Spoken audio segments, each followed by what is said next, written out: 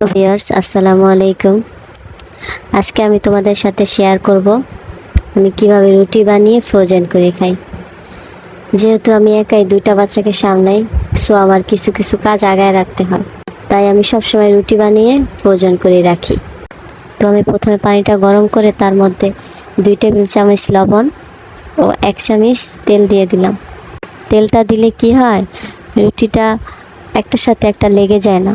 রুটি যদি একটু সফট করতে চাও তো আটাটা হালকা সিদ্ধ করে নিতে হবে, তাইলে রুটিটা খুব সফট হয়, আমার খুব ভালো লাগে। দেন রুটিটা হালকা সিদ্ধ করে আমি আটাটা ভালো করে মথে নিলাম। রুটিগুলো বানিয়ে এমনভাবে রাখতে হবে যেন একটার সাথে একটা লেগে না যায়। আমি সবসময় 1 কেজি 2 কেজি রুটি একসাথে বানাই, সো আমার কখনোই একটার সাথে একটা লেগে যায় না।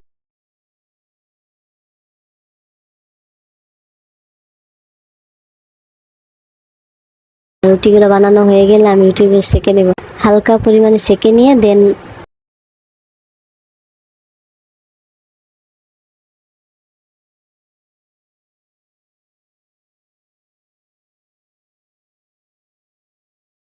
রুটিগুলো সেঁকে নেওয়ার পরে রুটিগুলো ভালোভাবে ঠান্ডা করে নিতে হবে, কারণ গরম রুটি ফ্রোজেন করা যাবে না।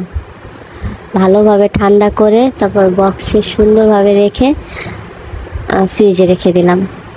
এভাবে রুটি ফ্রোজেন করে রাখলে 15 দিন 20 দিন ইজিলি খাওয়া যায়, কোনো প্রবলেম হয় না, একটার সাথে একটা লেগেও যায় না। জাস্ট ফ্রিজ থেকে বের করে ভেজে নিলে একেবারে সফট থাকে। সো ভিউয়ার্স, আজ এই পর্যন্তই। আল্লাহ হাফেজ।